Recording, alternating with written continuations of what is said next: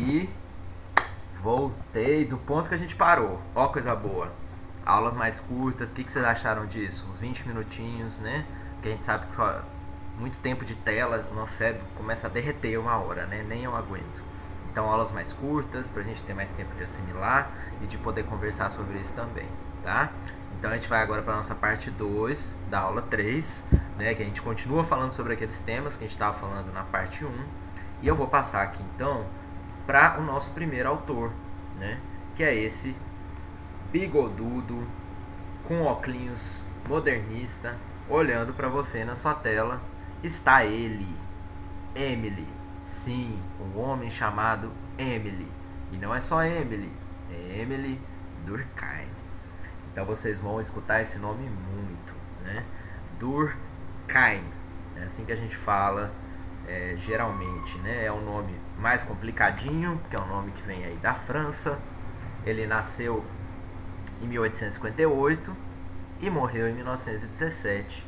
E aí eu já deixo o questionamento para vocês. Se ele nasceu em 1858, ele nasceu no século... E aí vocês vão deixar aí no comentário qual é esse século. Não vou falar. Quero saber se vocês sabem. E ele morreu no século... Qual é o século que Durkheim morreu? Sem pesquisar, hein? Vamos ver se vocês sabem. Inclusive, se estiver tendo dificuldade com essa leitura de séculos, me avisa, porque eu posso explicar para você ao vivo no nosso encontro pelo Meet. Tá bom? Esse cara foi importante pra gente. Por quê? Né? Ele foi importante porque ele pegou a herança das ideias lá do Auguste Comte. Lembra do Comte? Que a gente viu agora há pouco. Ele meio que estudou boa parte, né, das ideias que Comte tinha criado sobre a física social. E ele resolveu desenvolver essa ciência ainda mais, né? Ele resolveu investir na sociologia enquanto uma ciência própria, a ciência de estudo da sociedade. Então é ele que é responsável por a gente ter a sociologia hoje como a gente a conhece, né? Uma ciência, entre aspas, independente, né? Que tem seus próprios métodos, sua própria maneira de enxergar a realidade, mas que também conversa com outras ciências e que também se modifica, né? Por isso que eu digo para vocês, Durkheim não é tão usado hoje mais, porque as ideias dele já ficaram um pouco mais no passado, né? Mas tem coisas que ainda são importantes, como a ideia principal que eu vou trazer aqui hoje, tá? Então, o que Durkheim está falando sobre indivíduo, sociedade, quem veio antes, né? Será que ele é macro ou será que ele é micro? Eu não quis colocar aqui no slide para saber se vocês descobrem, hein? Então a ideia principal dele é a seguinte: a sociedade, de um modo geral, ela funciona tal qual um organismo orgânico, né? Como se fosse um corpo, onde cada órgão desempenha a sua função. Então vamos pensar no corpo humano, na nossa organização biológica. O que a gente tem, de modo geral? Um cérebro, olhos, traqueia, laringe, pulmão, né, pulmões, estômago, coração, intestino, ânus, por aí vai. A gente tem diversas partes do corpo que cada qual estabelece sua função, né? O intestino não faz a mesma coisa que o coração. A boca não faz a mesma coisa que o ânus, né? Imagina se fosse. Então cada coisa tem o seu lugar ali e um não funciona sem o outro, né? O que acontece se você tira o coração de um corpo, do organismo? Todos os outros órgãos param de funcionar, porque aí não vai ter sangue bombeando, não vai ter sangue chegando nos outros órgãos. Se você tira o cérebro, nenhum outro órgão consegue agir, porque não vai ter, né, o estímulo, não vai ter a direção, o neurônio ali, o sistema nervoso conduzindo a ação de cada órgão, né? Se você tira o pulmão, não tem oxigênio para nenhum outro órgão, nenhuma outra célula gerar energia, combustível, funcionar. Então, entendem? Durkheim é um cara que estudava muito biologia também. Naquela época não tinha essa divisão certinha. Ah, sou sociólogo, então não vou estudar biologia. Não, eles estudavam tudo ao mesmo tempo, porque era meio que junto, assim, né? Então ele fez essa comparação. A sociedade seria como um corpo, e cada pessoa e cada grupo teria seu lugar, sua função nesse corpo, né? E se tudo tivesse em ordem, se tudo tivesse funcionando certinho, né, na sociedade, a gente teria uma situação de coesão. Então aí essa é a primeira palavra que eu quero que vocês gravem, né? Se tudo está em harmonia, se tudo está em ordem, a gente tem coesão.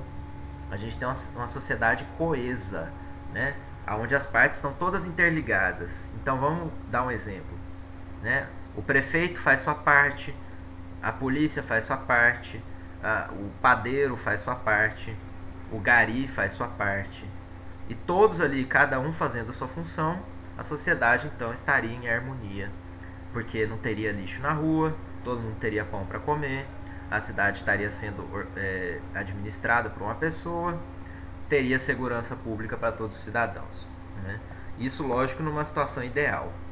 Agora, se o gari para de limpar a rua, se o padeiro não vai trabalhar, se o policial começa a matar os cidadãos ao invés de proteger, se o prefeito começa a sentar no gabinete e assistir Netflix ao invés de trabalhar, e aí? A gente não tem mais uma situação de coesão, não tem mais ordem, não tem mais harmonia. Aí a gente entraria numa situação de caos, que o Durkheim vai chamar de anomia. Por que anomia? Né? Anomia vem da palavra norma. Então, norma, as leis, né, que estão funcionando, a ordem da sociedade seria quebrada. Então, a partir do momento que cada pessoa não está cumprindo sua função, isso afeta a sociedade como um todo. E a gente teria uma situação de caos, de anomia, né? Então, esses dois conceitos para Durkheim, eles andam em polos opostos. Coesão e anomia. A nossa sociedade de hoje, ela está coesa ou ela está anômica? Uma boa questão, né? Para a gente levantar daqui a pouco. Só que o Durkheim, então, como um macro ou micro sociólogo, e aí é vocês que vão me dizer, né, se ele é mais macro ou micro sociólogo, daqui a pouco aí nos comentários vocês vão me dizer. Ele vai olhar para a sociedade e ele vai falar o seguinte, ó, ninguém aqui está tomando decisões por conta própria, tá? A gente tem coisas, e aí ele vai chamar de coisas mesmo, como se a gente pudesse separar elas da sociedade, né, definir elas sozinhas. Essas coisas chamadas fatos sociais, elas existem independente da nossa vontade, elas existem há muito tempo e elas definem o nosso comportamento enquanto indivíduos na sociedade, né? E esses fatos sociais, eles estão presentes em todos os espaços que a gente convive com outras pessoas, né? Então, o que são os fatos sociais para o Durkheim? Os fatos sociais são essa forma da sociedade definir o nosso comportamento, definir o nosso modo de pensar, definir o nosso lugar na sociedade. Então, por isso mesmo, eles têm que ser essas três características que eu coloquei aí bem grandão aqui do meu lado, do seu lado direito, do meu lado direito, no centro do seu quadro aí. Então, os fatos sociais, eles são gerais. Ele tem que ser geral. O que isso quer dizer? Ele tem que envolver todas as pessoas de uma sociedade. Ele tem que influenciar todas as pessoas, ou pelo menos um grupo todo de uma sociedade, né? Porque não é um fato individual, é um fato social, envolve o coletivo, né? Ele é externo também, porque ele não vem da pessoa, ele vem de fora da pessoa. É como se ele existisse para além da sociedade, né? Para além não, ele existisse individualmente. Ele não depende da minha vontade. Isso vai continuar existindo antes de eu nascer e depois de eu morrer.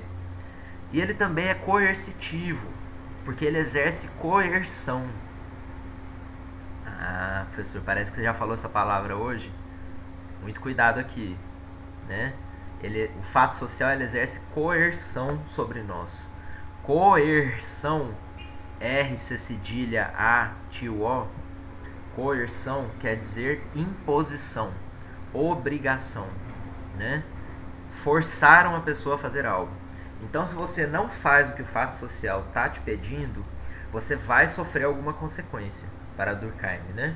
Você vai ser reprimido pela sociedade, ou você vai ser julgado, ou você vai ser até mesmo expulso, não vai ser integrado na sociedade, né? Então, olha aí, coerção é diferente de coesão. É bom vocês anotarem isso no seu caderno, para não gerar confusão, né? Então, coesão é a ordem da sociedade, a sociedade que está em harmonia, em um bom funcionamento. E coerção, com sotaque mineiro, para vocês lembrarem, é essa imposição, essa coisa que vem forçada nas pessoas, né? Então, quais são os fatos sociais para ele? Vamos dar exemplos aqui que eu coloquei para a gente entender melhor.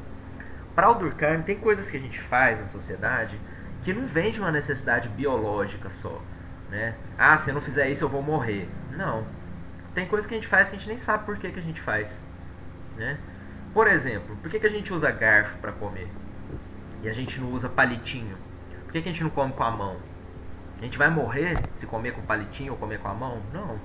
Mas por que a gente usa garfo? Né? Por que a gente não mete a cara no prato e lambe, que nem o cachorro e o gato faz? Né? Qual é essa definição da nossa cultura que obriga a gente a comer com garfo? Coisas pequenas como essa, como coisas também mais gerais. Como, por exemplo, o casamento. Eu coloquei um exemplo de um casamento indiano. O casamento é algo que precisa acontecer, senão a sociedade vai ruir? Não. Mas a nossa sociedade definiu que o casamento é uma das formas da gente ter uma construção de uma família, perpetuação da espécie e também laços afetivos. Então pode acontecer de outras formas? Pode. Cada cultura de uma maneira. Mas na nossa cultura o casamento, ele é geral, ele é externo e ele é coercitivo. Ou não é? Vamos parar para analisar. O casamento envolve a vida de todas as pessoas? Envolve, né? Não quer dizer que todo mundo precisa casar. Mas o casamento é como se fosse uma imposição, uma obrigação que a gente aprende desde pequeno. Com os filmes de princesa, né? Com os filmes infantis. A gente tem essa meta, essa vontade colocada na nossa cabeça. Tem pessoas que vão seguir, tem pessoas que não. Tem pessoas que não vão querer seguir. Mas aí vai ter uma coerção social, que no passado era muito mais forte, né? Então, principalmente para as mulheres, se não casasse ia ter um julgamento. Ah, aquela mulher não está muito certa não, aquela mulher não é de boa índole, né? Porque ela não casou. Então isso vai mudando também conforme a sociedade vai se transformando, né? Outros exemplos aqui que eu coloquei. A nossa linguagem, né? A nossa fala, a língua que a gente fala, a nossa comunicação é um fato social. Porque ela não vem de uma necessidade somente biológica. A gente se comunica com as outras pessoas por vários motivos, né? Sem a comunicação a gente não teria sociedade. O fato da gente tomar banho todos os dias ou várias vezes na semana é uma obrigação biológica? Não. Se eu ficar sem tomar banho muitos dias, aí sim, eu posso desenvolver uma colônia de bactérias e isso levar a uma infecção. Agora, por que a gente toma banho todos os dias? Ah, porque a gente não quer ficar com mau cheiro. Mas por que o mau cheiro é mal visto pela nossa sociedade? Né? Então isso também é uma definição social, isso vem fora, não fui eu que decidi. Se eu não tomar banho, eu vou ser julgado pelas pessoas. Né? O fato de usar maquiagem, aqui principalmente para as meninas, né? Hoje em dia tem se tornado mais democrático, a maquiagem para todos os gêneros. Mas até mesmo isso é uma coisa que vem da sociedade. Né? Ah, professor, então você está falando que não é para usar maquiagem? Lógico que não. A gente só está tentando entender que esses fenômenos aqui, eles não vêm de uma decisão que é só do indivíduo. Eles vêm de algo que é mais geral. Eles vêm de algo que vem da sociedade, né? Que vem de fora da nossa vida. E que exerce uma coerção, exerce uma força sobre o nosso comportamento. Né? O casamento, o fato de tomar banho, a comunicação, a nossa alimentação, como a gente se alimenta, o uso de maquiagem, de pintura, até as nossas religiões, né? O fato da gente usar roupas, quais roupas são aceitáveis em quais culturas, né? Se uma pessoa andar pelada no meio da rua, isso vai gerar um choque, é um tabu. Por que a pessoa não pode andar pelada? Porque é um fato social, não tem nada de biológico aí. É uma questão, né, de ser uma característica cultural, de ser geral, externa e coercitiva. Né? As eleições, o fato da gente escolher um representante, por aí vai. Tá? Então aqui eu dei alguns exemplos do que seriam esses fatos sociais para o Durkheim. Tá? Então aí, depois dessa definição que eu dei, o que vocês acham? O Durkheim encaixa mais na macrosociologia ou na microsociologia? Escreve aí nos comentários. E aí? Se tá com dúvida, volta na parte 1 que eu explico lá a diferença de uma e outra. Bora? Então partiu. Bom, se de um lado o Durkheim está colocando toda essa força na sociedade, né? Ah, a sociedade vai definir quem eu sou, como eu vou me comportar e tudo mais. A gente tem um outro cara muito importante aqui pra gente, chamado Max Weber, né? O Weber já vem de um outro país, perto da França, numa época parecida, né? Ele nasce em 1864 e morre em 1920, lá na Alemanha. Então, de novo, que século que ele nasce e que século ele morre. Isso é importante para a gente entender o que estava acontecendo na história, né? Nesse lugar, nesse país. O que isso influenciou na sociedade da época. Então escreve aí também para mim nos comentários. Eu quero saber se vocês descobrem que séculos são esses, né? Que ele nasce e que ele morre. O Weber também é muito importante para a sociologia, porque ele também vai contribuir com muitas ideias que a gente usa até hoje para entender a nossa vida em sociedade, né? Só que ele vai ter um foco um pouco diferente. Ele não vai tentar entender somente como a sociedade está influenciando nas nossas vidas de forma impositiva, né, coercitiva, de forma até mesmo que molda os sujeitos de uma forma muito agressiva, que não tem liberdade o sujeito criar e ser ele mesmo ali dentro. Então ele vai olhar mais para as ações das pessoas, né? O que está levando cada um de vocês a fazerem o que vocês fazem? Essa é a questão que o Weber está sempre colocando para a gente. Então a ideia principal dele é essa, né? As motivações que a gente tem, né? O que me motiva a fazer alguma coisa na minha vida, elas vêm, né, de uma orientação pelo social, né? Ela vem então de um lugar, ela vem de uma preocupação, ela vem de uma relação social que é mais ampla também, mas ele está preocupado em entender quais são as motivações de cada pessoa. Tá vendo como o olhar aí muda? Ele não está olhando para os fatos sociais enquanto coisas, né, maiores, forças maiores que estão regendo a nossa vida. Ele está olhando para as ações de cada pessoa. Por que é que cada um de vocês fazem o que vocês fazem? Por que é que vocês estão assistindo essa aula hoje? Por que é que vocês lavaram a louça quando a sua mãe pediu? Por que é que você não pegou aquele dinheiro que estava na carteira escondido? Por que é que você deu bom dia para a pessoa que passou na rua? Por que é que você fez sua inscrição no vestibular do Enem? O que está te levando a fazer essas coisas? Por que é que você comprou aquele biscoito recheado novo que você viu na propaganda? E aí? Será que isso vem só de uma vontade que é nossa? Ou será que isso está conectado com aquela teia de significados que vem da sociedade? Interessante, né? Então o Weber ele vai dizer pra gente que, basicamente, todas as nossas ações em sociedade, elas podem ser colocadas em 4 categorias. E são essas 4 aí que eu coloquei pra vocês, né? A gente tem tanto ações que elas vêm da nossa razão, do nosso pensamento, do nosso intelecto, que a gente reflete e age, como a gente também tem ações que vêm da emoção, que são ações afetivas, que são ações que vêm do impulso, né, de algo que é mais subjetivo. E aí eu coloquei alguns exemplos aqui, né? Primeiro, o Weber vai dizer pra gente que existem ações racionais, né? Então, ações são coisas que a gente faz porque a gente está pensando sobre aquilo, a gente está consciente que a gente está fazendo aquilo e a gente está fazendo aquilo com algum objetivo, né? Eu posso fazer essa ação pensando em um fim, em um objetivo final, né, em uma meta. Então, por exemplo, uma pessoa que assalta um banco. Por que ela está assaltando um banco, como eu coloquei aí? Por que ela está roubando uma propriedade que em tese é de outras pessoas? Ela está fazendo isso com objetivo, né? Ela quer aquilo que está lá dentro, ela quer aquele dinheiro, aquelas joias, ela quer aquilo lá. Então ela vai correr o risco e ela vai ser motivada por isso. O objetivo dela é conseguir aquele dinheiro. Eu posso ter também uma ação que ela é racional, mas aí eu não tenho só um objetivo, eu tenho valores. Eu tenho algo que eu tenho como crença na minha vida, né? Algo que eu acredito muito, que eu acho que é importante. Como, por exemplo, a caridade, que é o exemplo aí de baixo. Uma freira alimentando uma criança subnutrida. Por que ela está fazendo isso? Ela poderia estar em casa, fazendo um crochê, rezando, mas ela resolveu ir lá e alimentar essa criança.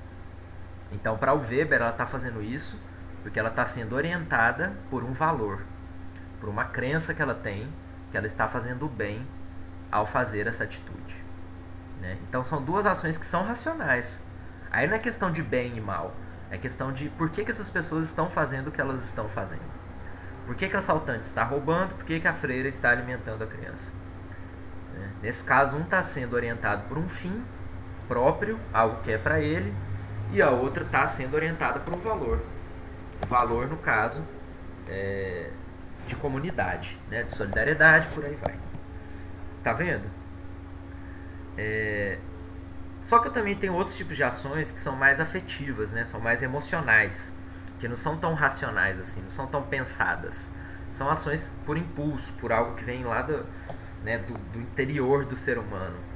Como, por exemplo, a ação afetiva ou a ação emocional. Que nem sempre eu tenho consciência sobre tudo aquilo que eu estou fazendo. Às vezes nem é muito racional, né? Como o exemplo que eu dei aí, um exemplo muito atual, muito recente, de um dos protestos, né, a favor do governo que a gente tem hoje em dia nesse país, que infelizmente essas pessoas foram às ruas defender as atrocidades que estão sendo feitas durante o período de pandemia, pedindo inclusive que o STF, o Supremo Tribunal, seja fechado, né? Então por que elas estão fazendo isso? Não necessariamente porque elas estudaram direito e elas entendem que a Constituição obriga que a gente tenha, né, o judiciário independente, para que a gente tenha a democracia e por aí vai. Não. Elas estão fazendo isso porque elas se identificam com a causa que é muito maior, né, que é o que a gente chama hoje em dia de bolsonarismo, enquanto esse movimento, né, dentro da direita, que a gente vai estudar na ciência política depois, que tem várias crenças, mas também que tem essa identificação com a figura, né, do Messias e tal. E elas fazem isso por uma conexão afetiva. De alguma forma essa causa afeta elas e traz para elas um sentido. Senão elas não estariam lá. Senão essa mulher não teria pintado seu corpo de verde e amarelo, colocado esse biquíni e ido pra rua. Ela fez isso porque ela está conectada emocionalmente com aquele grupo. Da mesma forma como outras pessoas, por exemplo, dentro da esquerda, podem colocar uma roupa vermelha, levantar uma bandeira e ir para as ruas protestar contra o governo, porque elas acham que esse governo não está fazendo o suficiente. E além de não estar fazendo o suficiente, está piorando o cenário, né? Por não cumprir com as suas obrigações, não sei. Aí vai da perspectiva de cada um. Mas essa ação dessa pessoa que foi à rua foi coordenada por uma vontade que é maior que ela, que é desse afeto, dessa emoção que ela tem com a causa que ela acredita. Tá? E o último tipo de ação para o Weber é a ação tradicional. É essa ação que a gente segue por respeito às gerações, né? Aquilo que já existia antes e que vai existir depois.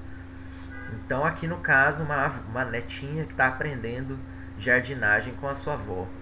Então provavelmente tudo que a avó falar, ela vai querer seguir, vai querer obedecer. E mesmo se ela não obedecer, ela vai ter um respeito. Por que ela vai ter respeito por essa avó? Né? Quem que ensinou isso para ela? Ela está tendo essa ação de respeito, de admiração. Pode ser também por emoção, mas aqui nesse caso por uma tradição, né? Porque a gente sabe da nossa cultura que as gerações anteriores elas têm conhecimentos que as gerações novas não têm. Então nesse caso ela está sendo movida por um respeito a essa sequência, né? A essa propagação da cultura através das gerações, das tradições, tá? Isso quer dizer que uma ação só tem que ser um desses 4 tipos, professor? Não, né? Para o Weber as coisas se misturam.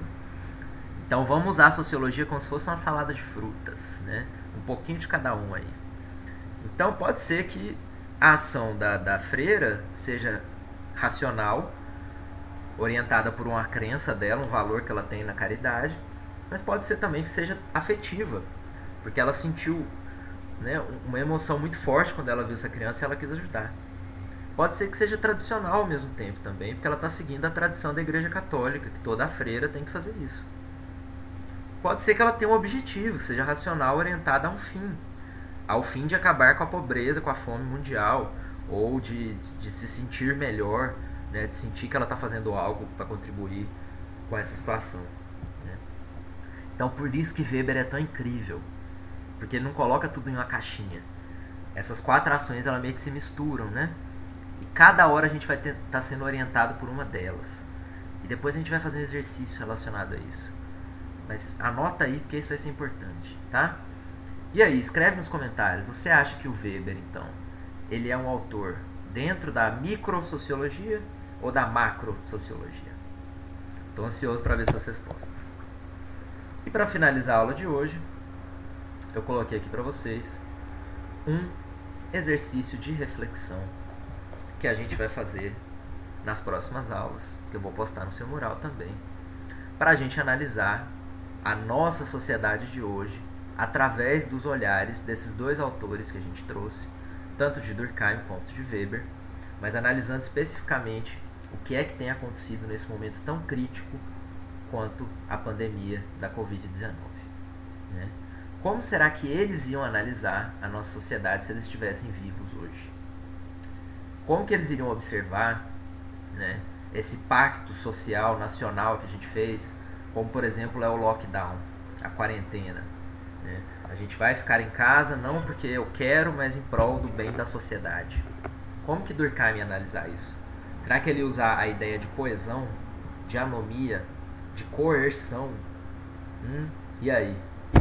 E Weber? Como que ele ia entender isso? Né? Quais são os valores que estão motivando as pessoas a doar alimentos para famílias de comunidades que estão sendo afetadas pela falta de emprego dentro da pandemia, por exemplo? Né? Como que ele vai pensar os empresários que fazem carreata para poder voltar o comércio, porque a economia estaria ruindo sem poder, né, abrir suas empresas?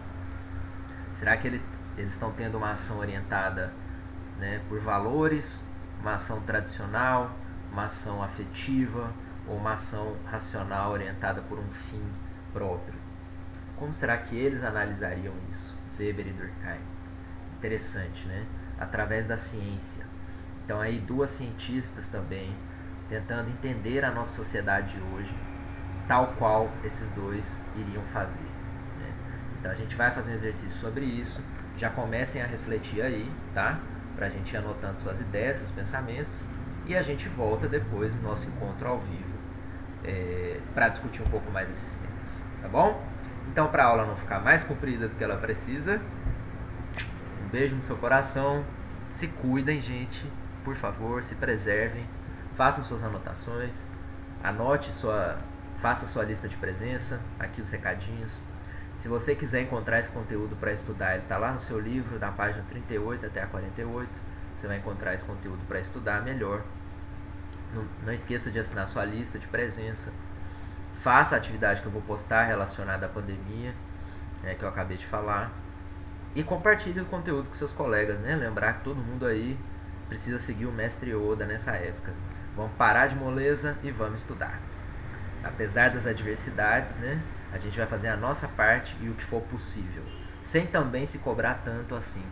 A gente precisa fazer o nosso necessário e o nosso possível, né? Porque assim as coisas vão ficando mais fáceis para todo mundo. Viu? Tchau, tchau. Já falei demais e a gente se encontra. Beijo, querido.